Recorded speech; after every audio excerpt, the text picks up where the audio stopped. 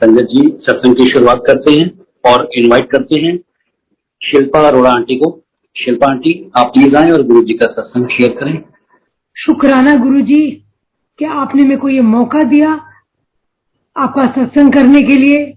शुक्राना, बहुत बहुत शुक्राना, कोटि कोटि प्रणाम गुरु जी, कोटि कोटि प्रणाम।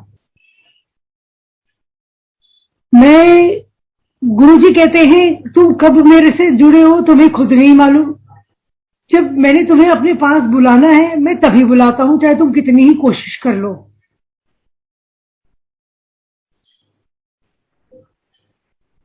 तो 1996-1997 की बात है। मेरी मदर इन लॉ बड़ी बीमार थी, किडनी फेलियर थी, डायलिसिस पे थी। सबीना कोचड़ आंटी ने मेरे को बोला कि जलंधर में एक गुरुजी हैं, तू अपनी मदर इन लॉ को वहां लेके जा, वो पक्का ही ठीक हो जाएंगी। गुरुजी का आदेश था ही नहीं, हमें पहुंचना ही नहीं था, उनका दर्शन ही नहीं करना था, तो हम कैसे जा सकते हैं। चाहे मैंने बड़ा सोचा, बड़ी इच्छा हुई वहां जाने की, तो जब तक बुलावा नहीं होता तो इंसान पहुंच ही नहीं सकता गुरुजी के। बहुत साल बीत गए। 2006 की बात है।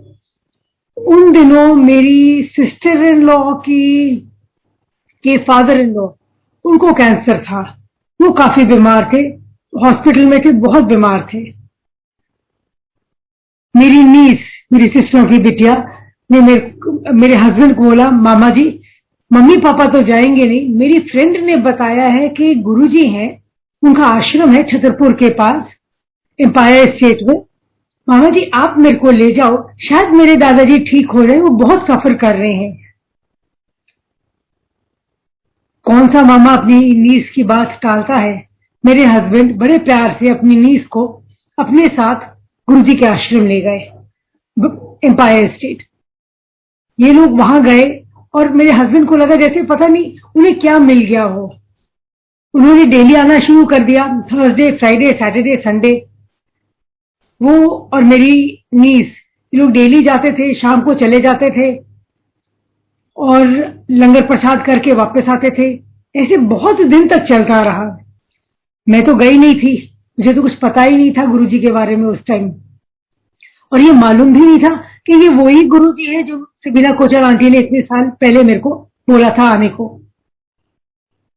जैसे लेडीज का दिमाग होता है, मैंने उस टाइम सोचा पता नहीं मेरे हस्बैंड कहाँ जाते हैं, पर ये था कि भाई नीस मेरे साथ है तो कहीं जा ही रहे होंगे, शायद किसी गुरु के पास ही जा रहे होंगे। फिर एक दिन मेरे हस्बैंड ने मेरे को बोला, चल शिल्पा तेरे को भी मैं लेके चलता हूँ, मेरे को बहुत अच्छा लगता है, मैं वहां जाता हूँ, मेरे को बड़ी शांति मिलती है, तू भी चल मेरे साथ। मैं भी तैयार हो गई, हस्बैंड के साथ गई और वहां जाके मत्था टेका, बहुत अच्छा लगा। बातें काफी देर तक हमने सत्संग सुना और अच्छा लगा। अब गुरुजी की मेहर देखिए, मेरे आगे वाले लाइन में सबीना आंटी बैठी थी। मेरे को तो पता ही नहीं था। वो जैसे सत्संग चल रहा था, गुरुजी की भेंटे चल रही थी, गुरबानी चल रही थी उस टाइम, सबीना पीछे मुड़ के देखा, तो देखा अरे शिल्पा तू बैठी है, चल तेरे को बाहर चल। एम्पायर स्टेट में बाहर बैठते जहां गाड़ियां पार्क होती थी, कार पार्क के पास, वहां बैठ के हम गुरुजी की तेरे को मैं बातें बताती हूँ। उनका मेरे ऊपर कैसा ऐसा हुआ, गुरुजी ने मेरे को कैसे ठीक किया, मेरी फैमिली को कैसे ब्लेस किया, मेरे बच्चों को कैसे ब्लेस किया, मेरे मम्मी पापा सबको कैसे ठीक किया, चल मैं तेरे को बाहर बैठ के बताती हूँ। सबीना और मैं चल के बाहर बैठ गए और 1.5-2 घंटे सबीना मेरे साथ सत्संग करती रही। फिर लंगर का टाइम हुआ, हम दोनों ने लंगर किया, मेरे अंकल जी भी साथ थे, हम सब ने लंगर किया। लंगर करके आज्ञा लेने के लिए जब जैसे संगत के साथ सारे में निकलने लगी, सबीना ने मेरे को बोला, शिल्पा तू रुक जा, मैं तेरे को गुरुजी से मिलवाती हूँ। जैसे आज्ञा हुई तो मैं रुक गई, क्योंकि सबीना बचपन की फ्रेंड थी मेरी, तो मेरे को लगा कि भाई ये कभी गलत रास्ते मेरे को कभी भी नहीं लेके गई, हम स्कूल में इकट्ठे थे, तो ये मिल गई है तो क्या पता ही मेरा ब्लेसिंग ही मेरे को अच्छी मिल जाए। तो चुप करके उसका कहना मानते हुए मैं रुक गई। थोड़ी देर बाद हमारी बारी आई, मत्था टेका, गुरुजी से आशीर्वाद लिया और सबीना ने बोला गुरुजी ये मेरी, इतना ही सबीना ने बोला। गुरुजी ने फिर जवाब दिया मैनू पता है ये तेरी बचपन की सहेली है, तू 2 घंटे बाहर बैठी हुई है और तू उसे सारे अपनी बातें बता रही। गुरुजी ने ये सारा ठेठ पंजाबी में बोला, मेरे को पंजाबी नहीं आती, पर गुरुजी ने सारा ठेठ पंजाबी में सबीना से बोला और फिर मेरे को देख के कहा कल्याण हो। मैं बड़ी खुश कि उन्होंने मेरे को ब्लेसिंग दे दी है। और फिर गुरुजी ने मेरे को बोला मैनू पता है ये राधा स्वामी है। गुरुजी ने बोला कि ये राधा स्वामी है। मैं थोड़ी चुप हो गई क्योंकि हम तो राधा स्वामी नहीं है। मैंने तो सोचा कि मेरे पेरेंट्स आर्य समाजी थे, मुझे तो पता ही नहीं था कि ये गुरुजी क्यों बोल रहे हैं राधा स्वामी। तो ये बात दिमाग में लेकर मैं बाहर निकल गई, हस्बैंड को भी बोला, हस्बैंड ने भी कहा कोई बात नहीं, कोई घर चल। अगले दिन सुबह मैंने अपनी मदर को फोन किया, मदर को बोला मम्मी मैं गुरुजी के गई थी, उन्होंने बोला हम राधा स्वामी है। वो कैसे उन्होंने बोल दिया, हम तो आर्य समाजी है, दादी तो घर में हमेशा हवन करती थी। कहती नहीं शिल्पा तेरे को पता नहीं है, तेरे नानके वो राधा स्वामी है, तेरे नानके मैंने मेरे मदर के नानके वो राधा स्वामी थे। और यहाँ मेरे हस्बैंड की मदर के तरफ से भी सब लोग राधा स्वामी थे।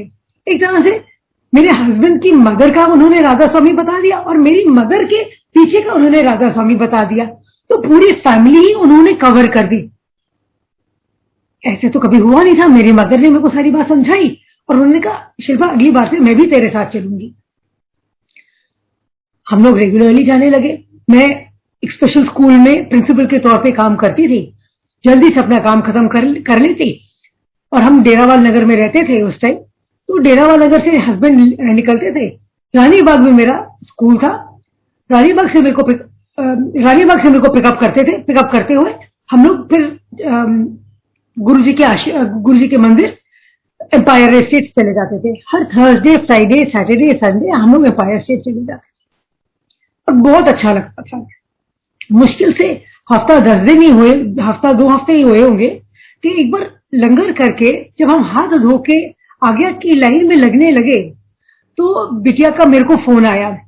बिटिया मेरी लेडी श्रीराम कॉलेज में उस टाइम पढ़ती थी और बाहर जाने की उसने जिद की बैठी थी कि मेरे को बाहर जाना है एमबीए करने, बाहर मैंने यूरोप जाना है एमबीए करना। हस्बैंड का उस टाइम खास काम था नहीं, तो और मेरी तो प्रिंसिपल की जॉब थी एक स्पेशल स्कूल में, सैलरी भी ज्यादा नहीं थी, 7-8 हजार सैलरी थी। अब इतनी सैलरी में बच्चे को यूरोप भेजना तो इम्पॉसिबल ही है। अब गुरुजी ने क्या सोचा था मुझे तो पता नहीं, पर जब बिटिया का फोन आया था तो बिटिया ने मेरे को बोला मम्मा मेरे को ना एडमिशन मिल गई है ईसेक यूनिवर्सिटी में। मैंने कहा वो कैसे? कहते आपको याद है हम वीडियो कॉन्फ्रेंसिंग करने के लिए इंटरव्यू में गए थे तो फ्रेंच एम्बेसी में, तो वहां से मेरे को कॉल आ गया कि Suhani Arora you have been selected to join the ESSEC programme, the MBA ESSEC programme. मैं तो बड़ी खुश हुई, गुरुजी के पास गई, मत्था टेका और बोला गुरुजी थैंक यू। मैंने कहा पता है तेरी कुड़ी हो गई एडमिशन, ऐश कर। Again it was a very big surprise. बहुत हैरानी थी कि गुरुजी को कैसे पता मेरी बिटिया की एडमिशन हो गई है। फिर से मत्था टेका, बाहर निकल गई, सारे रास्ते सोचती गई फीस कहां से आएगी, कैसे, एडमिशन तो हो गई है, पैसे कहां से आएंगे। ऐसे सोचते सोचते कुछ दिन निकल गए और फिर से ही हुआ। थर्सडे का दिन था, लंगर करके हम बाहर निकले तो बिटिया का फिर फोन आ गया, मम्मा ऑल ओवर द वर्ल्ड से 7 बच्चे स्कॉलरशिप के लिए सिलेक्ट हुए हैं। आपको पता है मैंने स्कॉलरशिप के लिए बैठी थी तो मेरे को स्कॉलरशिप मिल गई है और वो फ्रेंच गवर्नमेंट की स्कॉलरशिप थी जिसे बिटिया का वहां रहना, खाना, पीना, आना जाना इंडिया और पेरिस के बीच में बिल्कुल फ्री था। जो बेसिक पैसे शुरू के जो जमा करने थे 2-3 लाख जो जमा करने थे सिर्फ वही देने थे और सारी इसकी एमबीए फ्री थी। 2 साल का प्रोग्राम था बिटिया का और 1 साल उसे इंटर्नशिप पेरिस में ही करनी थी क्योंकि फ्रेंच गवर्नमेंट ने कराया था तो उसे इंटर्नशिप वहीं पे करनी थी। तो बड़े खुश हुए, गुरुजी का आशीर्वाद लिया, मत्था टेका। मैं आपको बता नहीं सकती हम लोग कितने खुश थे उस टाइम। जो 2-3 लाख जमा करने थे वो भी जैसे बच्चे जब पैदा होते हैं पेरेंट्स अपने बच्चों के नाम की जमा करवाते रहते हैं, वो मैंने उसकी एफडी तोड़वाई और उसके पैसे हो गए, तो हमें कोई प्रॉब्लम ही नहीं हुई। बिटिया चली गई पारस, बिटिया को मैं छोड़ने गई, थोड़े बहुत पैसे थे ही तो छोड़ने चली गई गुरुजी के आगे। और जाने से पहले गुरुजी ने समाधि ले ली थी। उससे थोड़े दिन पहले ही गुरुजी ने समाधि ले ली थी। जब गुरुजी ने समाधि ली तो उन दिनों मेरे को सुखी आंटी मिली थी। सुखी आंटी जो लंदन में रहती हैं, वो आई हुई थी जब उनको पता चला गुरुजी ने समाधि ले ली है। तो वो अपने एक्सपीरियंसेस मेरे को बताने लगी, सारा बताने लगी। तो तब आंटी ने मेरे को बताया कि मेरे पास गुरुजी की फोटोज है। मैं बड़ी खुश, मैंने उनको बोल दिया आंटी आपके पास गुरुजी की फोटो है तो आप मेरे को भी दे दीजिए। कहते कितनी चाहिए आपको? उनके हाथ में करीबन एक पैकेट भरा हुआ था फोटोग्राफ का। मैंने कहा आंटी 2 दे दीजिए। छोटी पासपोर्ट साइज फोटोग्राफ जो होती है वो उन्होंने मेरे को 2 दे दी। सुखी आंटी से ये 2 फोटोग्राफ्स लेके मैं मंदिर से निकली, हाथ में पकड़ी हुई थी ये फोटोग्राफ्स। और मंदिर से लेके छतरपुर के बीच में जब टिबोली गार्डन आता है उस टाइम उसके आसपास मैंने ये दोनों फोटोग्राफ निकाली और देखा वो 2 से 3 बन गई है। 3 कैसे बनी मेरे को नहीं मालूम। 2 मैंने ली थी, एक अपनी बिटिया के लिए क्योंकि वो जा रही थी अकेले और मेरे को था कि गुरुजी तो अब है नहीं, तो गुरुजी इसी बहाने उसके साथ रहेंगे, फोटोग्राफ के तौर पे ही उसके साथ रहेंगे। उन्होंने इसे इतनी दूर पहुंचाया है, उसका ध्यान भी वही रखेंगे। और दूसरी फोटोग्राफ मैंने अपनी मदर के लिए ली थी। तीसरी कैसे हुई मेरे को नहीं मालूम। तीसरी मैंने संभाल के बहुत अच्छे से अपने पास रख ली फोटोग्राफ।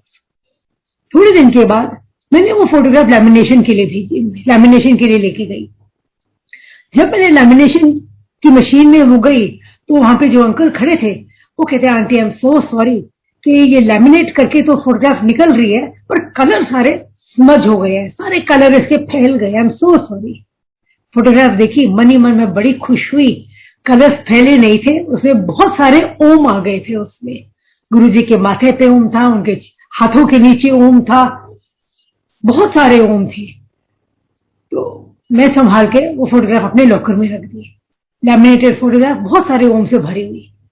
थोड़े दिन बाद गुरुजी की का बर्थडे का फंक्शन था महासमाधि के दिन के बाद, तो मैं वो फोटोग्राफ निकाल के साथ लेके जा रही थी अपने साथ।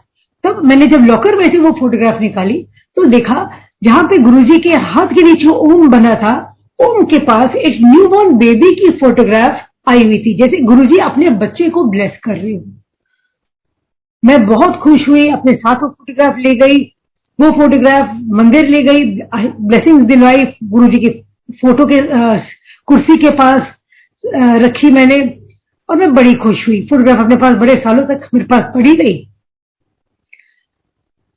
उसके बाद मैं चली गई बिटिया को लेके पेरिस। वहां पे उसकी एडमिशन हुई, सारी फॉर्मेलिटीज क्लियर हुई और इस दौरान मेरे अंकल गुरुजी के मंदिर गए, एम्पायर स्टेट गए। गुरुजी ने मेरे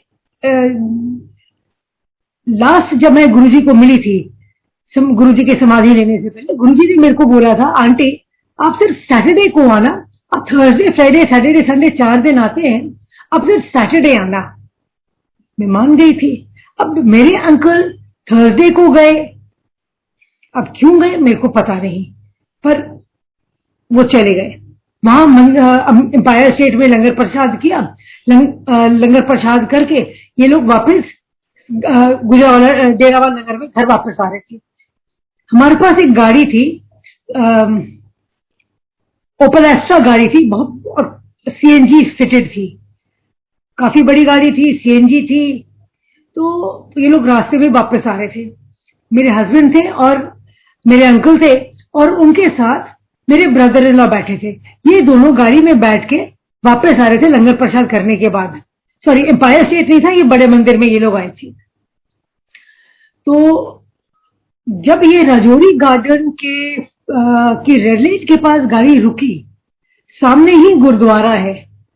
तो हुआ क्या इनकी गाड़ी थर्ड थी लाइन में, जैसे रेड लाइट के बाद जो लाइन सी बन जाती है, ये तीसरी पोजीशन में इनकी गाड़ी खड़ी थी।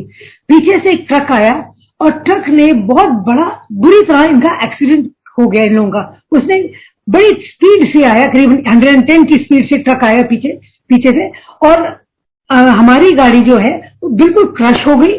और आगे वाली गाड़ी जो थी वो हमारी गाड़ी के बोनेट पे आ गई और ट्रक डिक्की को उसने क्रश कर दिया। यहां तक कि बिल्कुल गाड़ी सैंडविच हो गई, खत्म हो गई।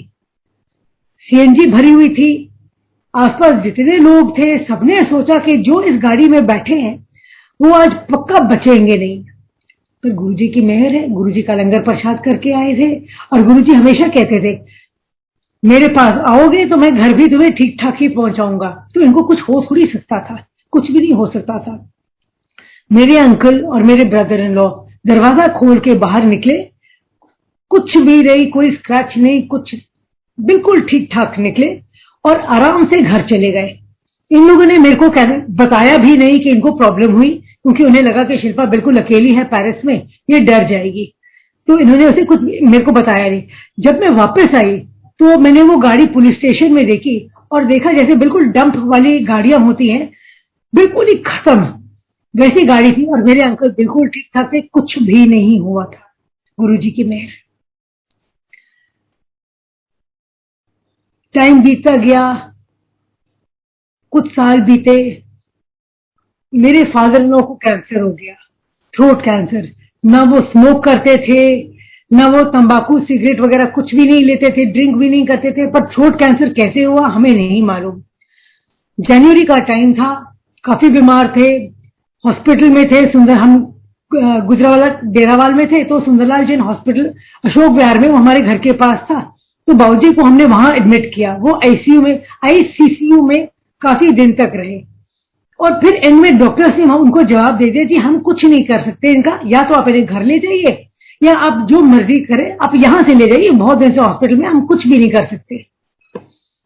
बेटे के बोर्ड एग्जाम से 12th का बोर्ड का ईयर था, मेरा जॉब था, बड़ी मुश्किल से घर संभालना, बेटे का बोर्ड का की तैयारी करवाना और काम पे भी जाना, बहुत मुश्किल टाइम निकला था हमारा।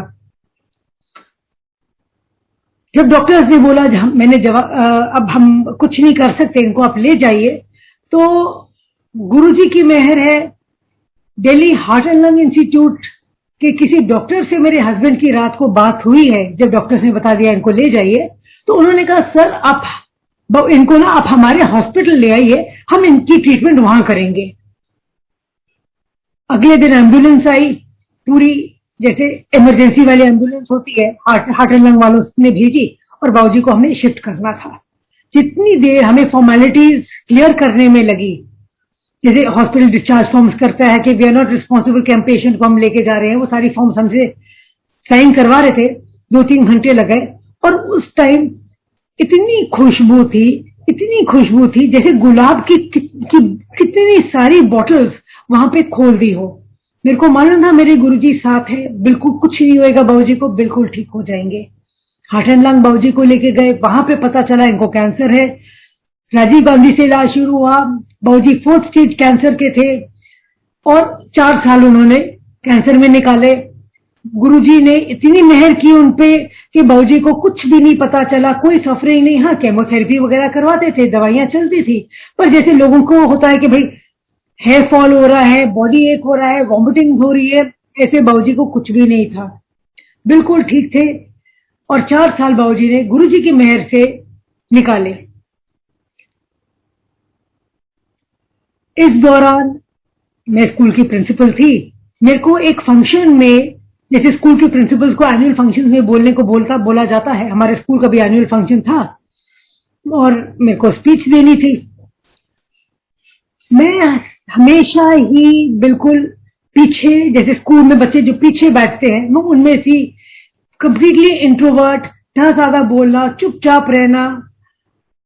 अब 250-300 लोगों के सामने स्पीच देनी, मेरे तो पसीने छूटते थे। हाँ, ये है कि स्पीच पूरी तैयार की हुई थी, बहुत प्रैक्टिस की हुई थी, पर बहुत घबराहट हो रही थी क्योंकि कभी मैंने स्पीच नहीं दी थी, कभी माइक पे बोला नहीं था, कभी स्टेज पे खड़ी होकर बात नहीं की थी मैंने।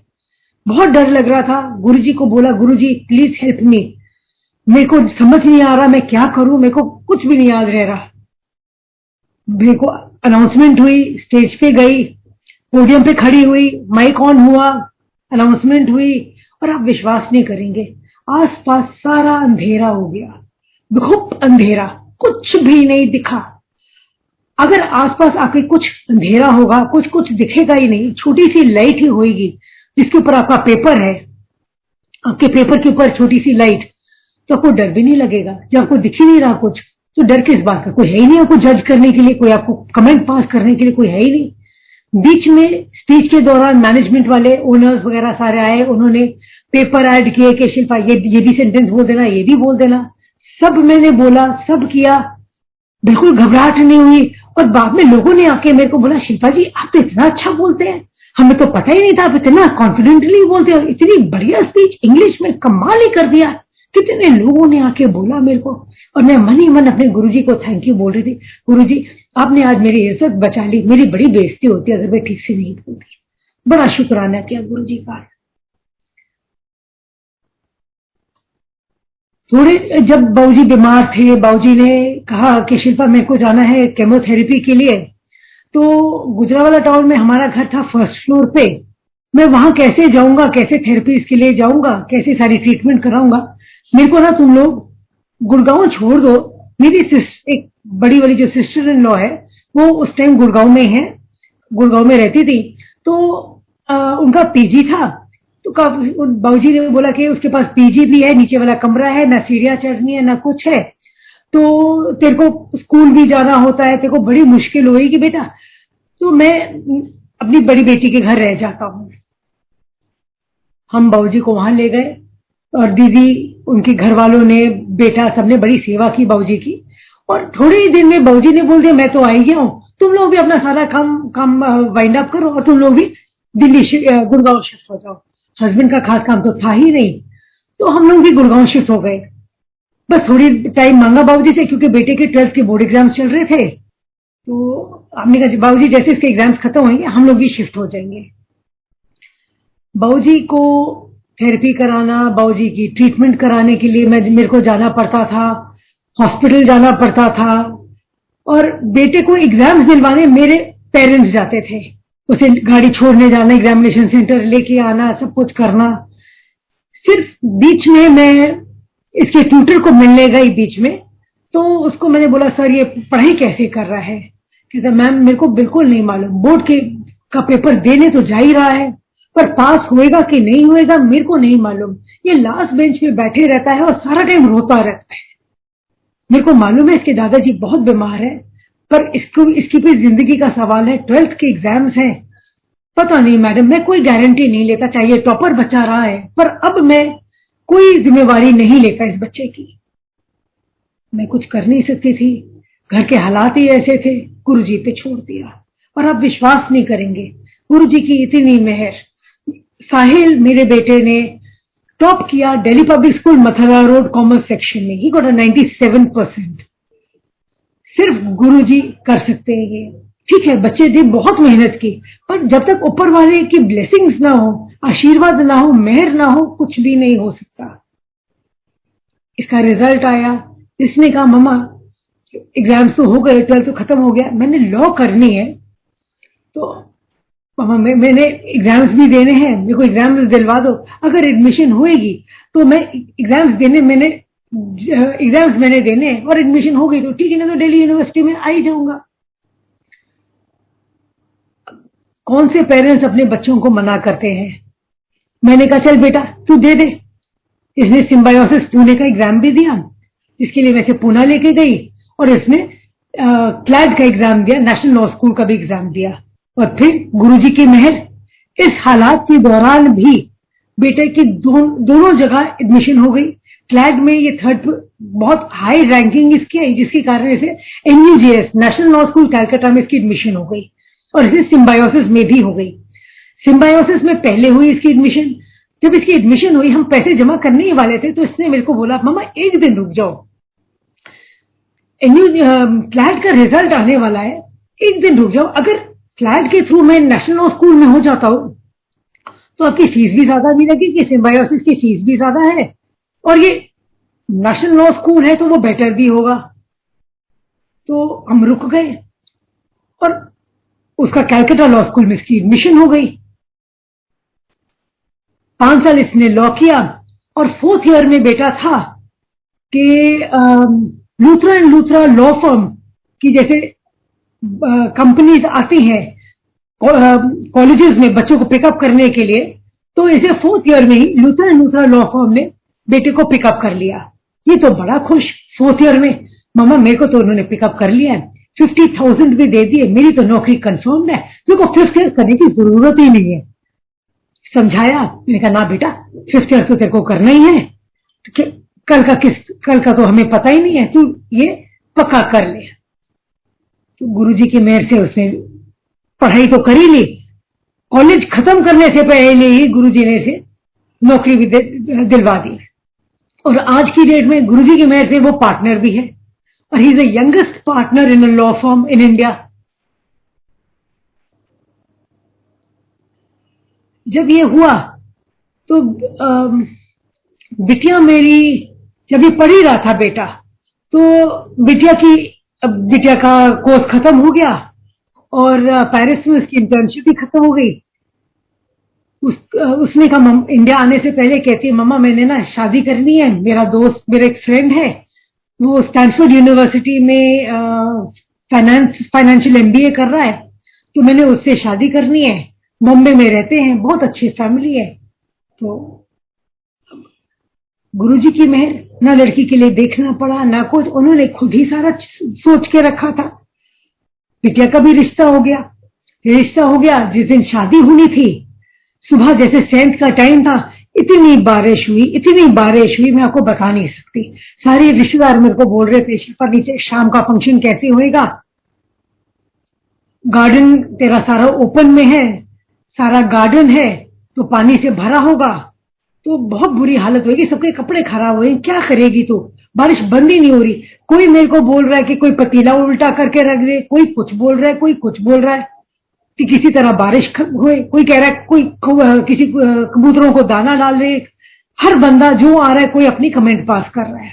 मैंने गुरुजी पे छोड़ दिया, मैंने कहा वो इतनी दूर लेके आए हैं, रात का फंक्शन भी उन्होंने ही निपटाना है, मेरे को तो पता नहीं है।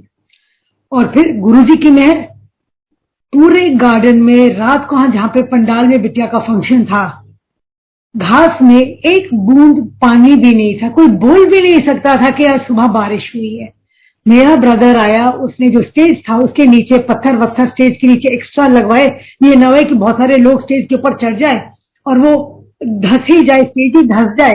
तो उसने बेचारे ने बड़ी मेहनत करके वो सेट किया, पर गुरुजी की मेहर कुछ होना ही नहीं था, बहुत बढ़िया सारा फंक्शन हुआ। लोगों ने आके मेरे को बोला शिल्पा बहुत बढ़िया फंक्शन हुआ है, और कुछ गुरुजी की संगत भी थी, उन्होंने आके मेरे को बोला कि आंटी आपको पता है गुरुजी यहाँ आए थे, वो सारा आपका देख रहे हैं, हमने गुरुजी को देखा है। बड़ी खुश कि गुरुजी ने आके मेरे बच्चों को आशीर्वाद दिया। पर लोगों की बातों पे कई बार विश्वास नहीं होता, मन ही मन खुश भी थी, पर गुरुजी को देखा नहीं था तो समझ भी नहीं आ रहा था पूरी बात का। उसके बाद बिटिया की शादी हो गई, बॉम्बे चली गई, बाबूजी ज्यादा बीमार हो गए, और एक दिन मैं पलंग के नीचे से अपनी चप्पल निकाल रही थी। सुबह स्कूल जाना होता था, गुड़गांव में जो रहना है, स्कूल मेरा अब रोहिणी में शिफ्ट हो गया था। उन दिनों स्कूल का एनुअल फंक्शन फिर आ रहा था, सुबह जल्दी थी, नीचे झुक के चप्पल निकालने की कोशिश की, पीठ में चुप पड़ गई। जल्दी थी, फटाफट 2 कॉम्बिफ्रेम की गोलियां खाई और काम पे निकल गई। सुबह 7:30 साढ़े 7 का टाइम था, देर हो रही थी क्योंकि कैब पकड़ी थी, गाड़ी तो अपनी थी नहीं, कैब थी मेरे पास, कैब मेरे को स्कूल के पास लेके जाती थी और दूसरी कैब से मैं शाम को वापस आ जाया करती थी। एनुअल फंक्शन स्कूल का निपटाया, बड़ी मुश्किल से रोज सुबह कॉम्बिफ्रेम खाती, रात को आके फिर कॉम्बिफ्रेम 2 गोलियां खाती, और बहुत बुरी हालत थी। उसके बाद फंक्शन के बाद तो मैनेजमेंट को बोल दिया कि मेरी तबीयत ठीक है नहीं, मैं थोड़े दिन लीव पे जा रही हूँ। दवाइयां बंद करने की देर है, कॉम्बिफ्रेम बंद करने की देर है कि इतनी तबीयत खराब हुई कि जब मैं पलंग पे लेटती थी मैं साइड नहीं पलट कर सकती थी। मेरे अंकल मेरे को पीछे से धक्का देते थे और मैं साइड पलटती थी। इतनी बुरी हालत हो गई थी। बेटा कॉलेज से वापस आया, जब उसे पता चला मम्मी इतनी बीमार है। बिटिया शादी हुई थी, शादी हुए साल भी हुआ था, तो वो भी बेचारी बॉम्बे से आई, मम्मी के पास 3-4 दिन रहते हैं। पर 3-4 दिन की तो बात ही नहीं थी, महीना 1.5 महीना निकल गया ऐसे। बहुत बुरी हालत थी। हिम्मत करके मंडे के मंडे गुरुजी के आश्रम में, गुरुजी के बड़े मंदिर जाती। अंकल लोग बोलते जो वहां पे थे कि आंटी आप ठीक हो जाओगे, आप फिक्र मत करो, गुरुजी के पास आई हो ना, आप तो पुरानी संगत हो, आप ठीक हो जाओगे। फिर भी बहुत दर्द था, नीचे झुकती थी, उठा नहीं जाता था। मत्था टेकने के लिए नीचे झुकना, कमर पकड़ के फिर उठती थी और लंगड़ाते लंगड़ाते मैं बाहर जाके चाय प्रसाद और लंगर प्रसाद के लिए बैठ जाती थी। एक दिन तो बिल्कुल ही हार मान ली। गुरुजी की फोटो मेरे कमरे में टंगी हुई थी। गुरुजी के आगे हाथ जोड़ के बोला, गुरुजी या तो आप मेरे को उठा लीजिए, ऐसे टॉयलेट जाना है, कुछ करना है, मेरे से उठा नहीं जाता। मैं कितनी दवाइयां खाऊं, मुट्ठी भर भर के दवाइयां खानी शुरू कर दी है। और मैं जिंदगी में एलोपैथिक दवाई खाई नहीं, हमेशा होम्योपैथिक दवाई खाती थी। मेरे से तो बर्दाश्त नहीं हो रहा। अगर ऐसे ही करना तो रहने दीजिए ना गुरुजी, पर आपने मेरे को इतने सारे स्पेशल बच्चों की ड्यूटी दी है। मेरे पास उस टाइम 60-65 स्पेशल बच्चे थे जो मेरे अंडर मेरे चार्ज में थे। तो अगर आपने मेरे से इन बच्चों की सेवा करवानी है तो आपने मेरे को ठीक करना है। मेरे अपने दोनों बच्चे तो एक तरह से सेटल हो ही गए हैं। बेटा मेरा कॉलेज में पढ़ रहा है, बेटा की आपने शादी कर ही दी है। तो अगर आपने मेरे को चलाना है और इन बच्चों की सेवा करानी है तो आपको मेरे को ठीक करना ही पड़ेगा। और ऐसे ही हुआ। मुश्किल से हफ्ता 10 दिन के बाद मेरे में दर्द में फर्क आने शुरू हो गया। दवाइयां थोड़ी चेंज हुई, डॉक्टर चेंज हुए तो फर्क आने शुरू हो गया और 15 दिन में मैं बिल्कुल ही ठीक हो गई। गुरुजी की मेहर, उसके बिना तो कुछ भी नहीं हो सकता। जो उस कंडीशन मेरी हालत थी और अब जो मेरी हालत है, जमीन आसमान का फर्क है। ये इस बात को भी करीबन 10 साल हो गए हैं और एक बार भी मेरे को पीछे मुड़ के दर्द नहीं हुआ जो मेरे को उस टाइम दर्द हुआ था। बिल्कुल ही दर्द नहीं हुआ है। जिंदगी बीतती गई, टाइम पास होता गया। हस्बैंड का काम गुरुजी ने शुरू करवाया था। वहां पे हमारे पास गुड़गांव में आके हस्बैंड ने पीजीज अपने खोले थे। एक पीजी से शुरू किया, फिर 2, फिर 3, फिर 4। बहुत अच्छा काम हो गया। जहां बहुत मुश्किल थी, अब पीजीज का काम इनका शुरू हो गया। हमारा एक कॉलेज था श्री गंगानगर में, वो भी बहुत बुरी हालत में था पहले। गुरुजी की मेहर से वो भी ठीक हो गया और उससे भी हमारा बड़ा अच्छा काम शुरू हो गया। इस दौरान बाबूजी हमें छोड़ के चले गए और आगे जिंदगी बीतती गई। बेटे की गुरुजी ने शादी करवाई, बहुत अच्छी बिटिया है और वो भी हमें ढूंढनी नहीं पड़ी। दोनों बच्चे लॉ स्कूल में इकट्ठे थे, बिल्कुल प्रॉब्लम नहीं हुई। गुरुजी ने मेरी और मेरी फैमिली को अपने छत्रछाल में बिल्कुल नीचे संभाल के रखा। हमें कोई प्रॉब्लम नहीं हुई, सारी जिंदगी आराम से बीतती गई। फिर आया कोविड। कोविड के दौरान मेरे अंकल को, मेरे को, बेटे को और डॉटर इन लॉ को सबको कोविड हुआ। अंकल ज्यादा बीमार थे, उनको हॉस्पिटल भी लेके जाना पड़ गया। हॉस्पिटल में वो 3-4 दिन थे। मैं सबसे लीस्ट अफेक्टेड थी कोविड से। सब ठीक ठाक हो गया, इंजेक्शंस भी लग गए, सब कुछ हो गया। फिर उसके बाद सेकेंड वेव में मेरी बिटिया, सन इन लॉ सबको कोविड हुआ, उसके इन लॉज सबको कोविड हुआ। उनको बहुत बुरा अटैक हुआ। गुरुजी ने उसकी फैमिली को भी और उसके बेटे को संभाल के रखा, क्योंकि बिटिया मेरे को बताती थी, मम्मा मैं अंदर एक कमरे में लेटी हुई हूँ, उसकी मदर इन लॉ हॉस्पिटल में, उसके फादर इन लॉ भी हॉस्पिटल में, उसका बेटा 4 साल का बेटा अकेला ड्राइंग रूम में बैठे टीवी के सामने बैठा रहता था। हस्बैंड बीच में जाके मास्क वगैरह पहन के बेटे को खाने को दे देते थे, क्योंकि बेटिया की तबीयत इतनी खराब थी कि वो उठ नहीं सकती थी। फिर गुरुजी ने सबको संभाल के रखा, सबको संभाल के रखा, किसी को कोई प्रॉब्लम नहीं हुई। आज सब लोग ठीक ठाक है, बिल्कुल प्रॉब्लम नहीं है। सेकेंड वेव के दौरान गुरुजी की मेहर से बच्चों ने बात घर में छेड़ी कि मम्मा हमें ना हम एक फ्लोर में रहते हैं, 3 बेडरूम फ्लोर है, रूफ राइट्स हमारे पास है। तो बच्चों ने बोला कि मम्मा जगह कम पड़ रही है, कोई आया गया रहता है तो जगह कम हो जाती है, छत पे एक कमरा डाल लेते हैं। तो ये जनवरी की बात है, इसी साल जनवरी की बात है। जब ये बात हमने छेड़ी, हमारे आसपास जो रहते हमारे जो नीचे वाले हैं उनसे भी बात की, सबने पड़ोसी वगैरह, उन्होंने पहले तो ऑब्जेक्ट किया, नहीं जी ऐसे नहीं कर सकते, सबके 3 बेडरूम्स बने हुए हैं, सिर्फ आपके पास रूफ राइट है, ये थोड़ी आप कमरा ऊपर डाल सकते। बड़ी प्रॉब्लम हुई, गुरुजी पे छोड़ दिया। और एक दिन सुबह बड़ी परेशान बैठी थी कि बच्चों का बड़ा मन था, तो सुबह में रोज अमृत वेले का गुरुजी का जो सत्संग होता है वो सुनती हूँ, काफी अरसे से सुन रही हूँ।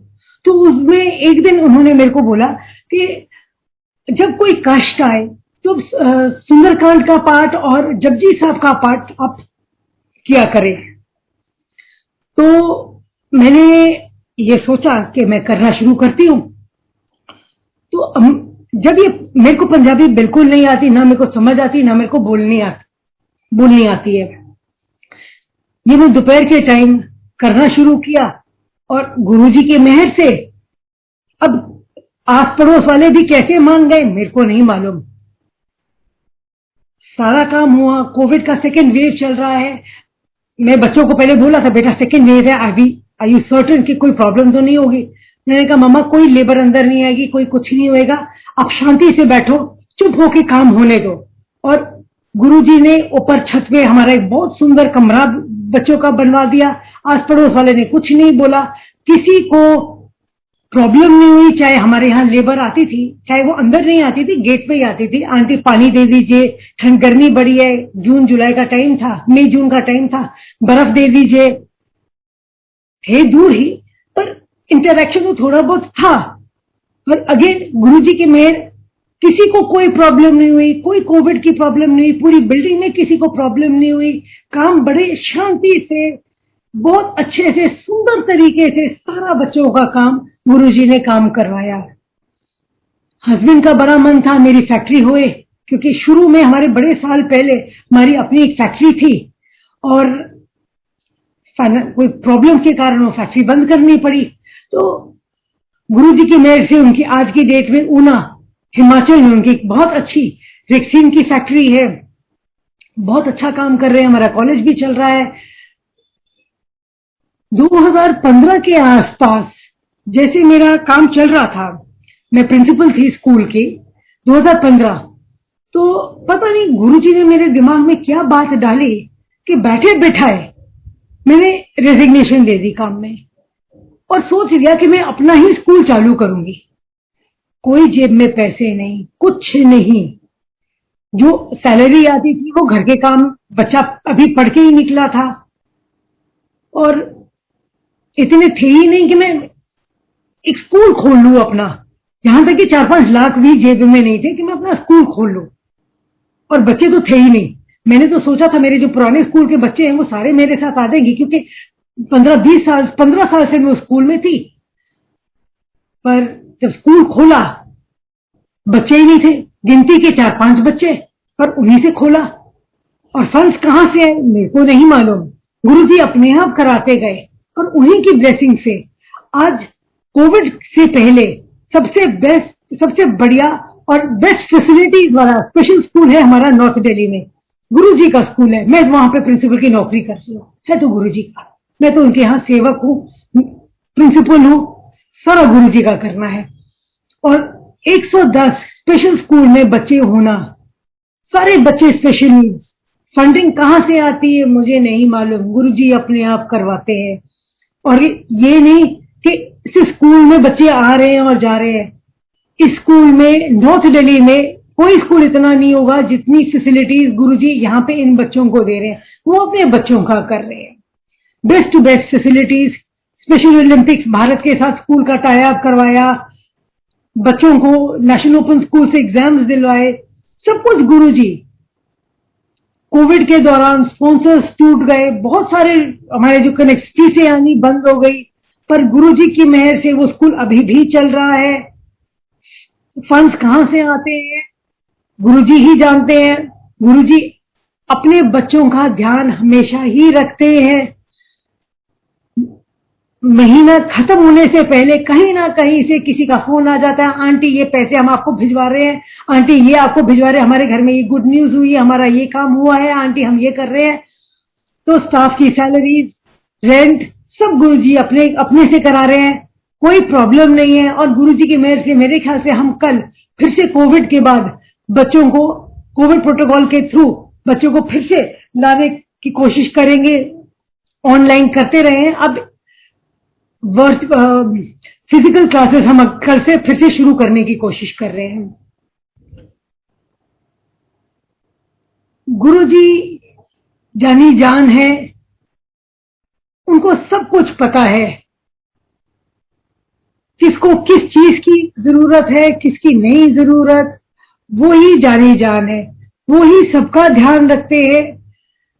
उनके आशीर्वाद, उनकी मेहर के बिना हम एक पत्ता नहीं हिला सकते, कुछ भी नहीं हिल सकता। मेरा ध्यान रखना, मेरे बच्चों का ध्यान रखना गुरुजी ही जानते हैं। हम बेवकूफों की तरह, मैं अपने आप को तो सच्ची बेवकूफ बोलती हूँ। मैं जब गुरुजी थे, गुरुजी एम्पायर स्टेट में कैबिनेट में बैठे होते थे और इतने सुंदर लगते थे। मेरे को अच्छी से याद है वो दिन, जिस दिन मैं फर्स्ट लाइन में बैठी थी, गुरुजी कैबिनेट में बैठे हुए थे और बड़े स्मार्ट नाइकी के जूते उन्होंने पहने हुए थे, बड़ी स्मार्ट टी शर्ट पहनी हुई थी, स्पोर्ट्स टी शर्ट पहनी हुई थी, ट्राउजर्स पहने हुए थे और गुरुजी के जूते पहन के मैं सोची थी कितने स्मार्ट लग रहे हैं गुरुजी, कितने अच्छे जूते पहने हुए हैं। आप विश्वास करेंगे, मैं इतनी बेवकूफ हूं। गुरुजी ने कोई मेरी बात सुन ली, उनको पता है कि इसके पास तो कुछ है नहीं, मैं ही इसे दिलवा देता हूं ऐसे जूते। मेरी सिस्टर किसी रेस में गई, वो रीबॉक इंस्ट्रक्टर है, रीबॉक का कोई स्पोर्ट्स मीट थी, वहां पे गई, वहां पे रीबॉक के जूते बांट रहे थे। उसका मेरे को फोन आया, शिल्पा तेरे जूतों का क्या साइज है? मैंने उसे साइज बताया। मैंने कहा क्यों, क्या हो गया? किसी यहाँ पे जूते मिल रहे हैं फ्री, तेरे को पैसे भी नहीं मिले देने पड़ेंगे, मैं तेरा एड्रेस लिखवा रही हूँ, तेरा नाम लिखवा रही हूँ और तेरे घर भी पहुंच जाएंगे, तेरे को आने की भी जरूरत नहीं है। ऐसे तो हमारे गुरुजी हैं। हम लोग देखते ही देखते, सोचते सोचते क्या है, वो करते क्या है, कुछ नहीं मालूम, जानी जान। गुरुजी से इंसान कहता है कुछ नहीं मांगना चाहिए। आपको पता नहीं वो आपको क्या देना चाहते हैं, आप थोड़ा मांगते हैं, गुरुजी आपको ज्यादा देना चाहते हो, आपको कुछ भी नहीं मालूम, तो मांगना ही नहीं चाहिए। पर मेरे को लगता है मैं किससे बातें करूं, मेरे तो गुरुजी ही मेरे फादर है, वो ही मेरे पिता है। जब मैं बड़े मंदिर आती हूँ, मेरे को लगता है मैं अपने मायके में बैठी हूँ, मैं अपने फादर के पास बैठी हूँ। जो मेरे मन में आए मैं उनको बोलती हूँ। जैसे मन हल्का करना है, कोई इंसान दुखी है, कुछ भी है, सुख है, दुख है, जो भी है, मैं तो अपने गुरु से ही बातें करती हूँ। और वो मेरे को हंस के, मेरे को जब स्माइल देते हैं, मेरे को लगता है जैसे मेरे को पता नहीं क्या मिल गया है, मेरे को मेरी खुशी का ठिकाना ही नहीं होता। कितनी बार मैं सोचती हूँ, गुरु इस लॉकडाउन के दौरान जो 1.5 साल ही कोविड का बीता है, बड़ी बार सोचा, मेरे सोचने की देर है कि मेरे को गुरुजी नहीं मिले, और किसी ना किसी तरह, किसी के थ्रू कुछ ना कोई बहाना बन जाता है और मैं उनके मंदिर पहुंच जाती हूँ। चाहे मेरे को सिर्फ जल प्रसाद मिला हो, चाहे मेरे को चाय प्रसाद मिला हो, पर गुरुजी का आशीर्वाद हमेशा ही मेरे साथ रहा है, हमेशा ही मेरे साथ रहा है। कितनी बार होता है मैं बाहर खड़े होकर सोच रही होती हूँ कि पहले तो हमें ये मिलता था, अब मेरे को मिला नहीं, बहुत अरसे से ये चीज नहीं मिली। और आप विश्वास नहीं करेंगे, थोड़ी देर में एक अंकल आ जाएंगे या माली अंकल आ जाएंगे, कोई आ जाएगा, आंटी ये आप ये ले लो, ये प्रसाद हम मांग रहे, ये आप भी ले लो। कितनी बार ऐसे हो चुका है कि मैं वहां खड़े होकर सोचती हूँ और गुरुजी मेरी फरमाइश ही पूरी कर देते हैं। और अभी भी आज की ही बात ले लीजिए कैसे मेरे को फोन आया, मेरे को नहीं मालूम। एक अंकल का फोन आया, मैं उनको जानती भी नहीं हूँ। उन्होंने कहा आंटी आपने गुरुजी का सत्संग करना है, ये बड़े मंदिर की तरफ से है। मैंने कहा अंकल मेरे को तो पता नहीं है। कहते हाँ आंटी हम 1 साल से कर रहे हैं, आपको नहीं मालूम? मैंने कहा नहीं अंकल। कहते नहीं आंटी आपको आज करना है, आप करोगे? मैंने कहा अंकल अगर गुरुजी का आदेश है तो मैं जरूर करूंगी। फिर उन्होंने कहा आंटी आपको 1 घंटा बोलना पड़ेगा, आप बोल सकोगे 1 घंटा? मैंने कहा अंकल अगर गुरुजी का आदेश है तो मैं जरूर बोलूंगी। गुरुजी हमेशा कहते थे कि जो बोलता है उसका भी कल्याण और जो सुनता है उसका भी कल्याण। अब मेरा क्या कल्याण करना है वो तो मेरे को पता नहीं, पर मेरे को अपने साथ जोड़े रखे, मेरे को अपने साथ अपने पास बनाए रखे, मेरे को और तो कुछ चाहिए ही नहीं। मैं यही चाहती हूँ गुरुजी मेरे को छोड़े नहीं, कभी भी नहीं छोड़े। मेरे को लगेगा जैसे पता नहीं मेरा कितना बड़ा नुकसान हो गया है अगर गुरुजी मेरे को कभी छोड़ दे। अभी भी मैं सत्संग कर रही हूँ, सामने गुरुजी की फोटो है जिसमें गुरुजी स्माइल कर रहे हैं और मेरे को लग रहा है गुरुजी सारी मेरी बातें सुन रहे हैं और मेरी बातें सुन के मेरे को स्माइल दे रहे हैं। लोग कहते हैं कि गुरुजी आशीर्वाद देते हैं, किसी के सपने में आते हैं, किसी को जल प्रसाद देते हैं। मैं तो हमेशा गुरुजी को कहती थी गुरुजी आप तो मेरे सपने में भी नहीं आए, गुरुजी आप मेरे पास आते ही नहीं हो। पर मैं अपने आप से तसल्ली कर देती हूँ गुरुजी मेरे को अपने मंदिर तो बुला लेते हैं। आज जैसे आप लोगों के सामने मैं सत्संग कर रही हूँ, मेरे को लग रहा है जैसे मैं मंदिर में ही पहुंची हुई हूँ। ऐसे ही एक बार हुआ था कि मैं अपने स्पेशल बच्चों को गुरुजी के आशीर्वाद से अमृतसर मत्था टिकाने ले गई। बिल्कुल प्रॉब्लम नहीं हुई, बिल्कुल ही प्रॉब्लम नहीं हुई। स्पेशल बच्चों को अमृतसर लेके जाना आसान काम नहीं है। आराम से दर्शन हुए, लंगर प्रसाद बच्चों का हुआ, बहुत बढ़िया दर्शन हुए और वापसी में बच्चों को डुगरी मत्था टिकाते हुए मैं वापस आई। डुगरी के मंदिर में हमने एंटर किया और आप विश्वास नहीं करेंगे, दीवारों पे जैसे शहद होता है और नहीं शहद नहीं, जैसे बारिश की बूंदें होती है, बिल्कुल दीवारें गीली हो गई। यहां तक कि उस टाइम जो सेवादार थे डुगरी के मंदिर में, उन्होंने आके भी देखा कि आंटी ये तो दीवारें बिल्कुल गीली हो गई हैं। मैंने कहा गुरुजी ने अपने बच्चों को बुलाया, अपने स्पेशल बच्चों को बुलाया, तो गुरुजी ने आशीर्वाद तो देना ही है ना। तो ऐसे ही गुरुजी ने मेरे घर में भी आके आशीर्वाद दिया। घर में बच्चों ने बोला मम्मा दीवारों में ना ये ऑयल की ड्रॉपलेट्स कहाँ से आ गई, हमारा ना जो चिमनी है, गैस के ऊपर चिमनी है, वो मेरे ख्याल से ब्लॉक हो गई है, जिसके कारण दीवारों के ऊपर ऑयल की ड्रॉपलेट्स आनी शुरू हुई हैं। बच्चों को मैंने कुछ नहीं बोला, साथ जाके हाथ लगा के देखा तो शहद था। गुरुजी की मेहर, गुरुजी ही जानी जान, गुरुजी सब करने वाले। शुक्राना गुरुजी, आप जैसा गुरु किसी को नहीं मिल सकता। कब से हम आपसे जुड़े हुए हैं वो बिल्कुल नहीं मालूम, कब तक जुड़े रहेंगे वो भी नहीं मालूम। सिर्फ आप हमें अपने पास जोड़े रखना, कभी मत छोड़ना।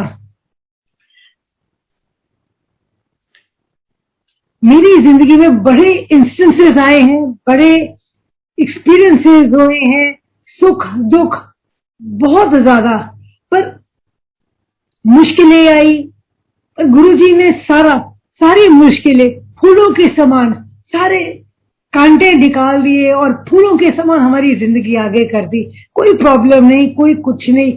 बच्चों की इच्छाएं, मेरी इच्छाएं, छोटी सी बात को इतना बड़ा करके उन्होंने हमारी इच्छाएं पूरी कर देनी। सबको बचा के रखना, दुख से, हर चीज से बचा के रखना, बीमारी से, सब गुरुजी ने ही किया है।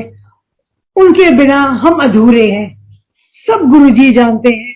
शुक्राना गुरुजी, लख लख शुक्राना, शुक्राना मेरे गुरुजी। जय गुरुजी, शुक्राना मेरे गुरुजी।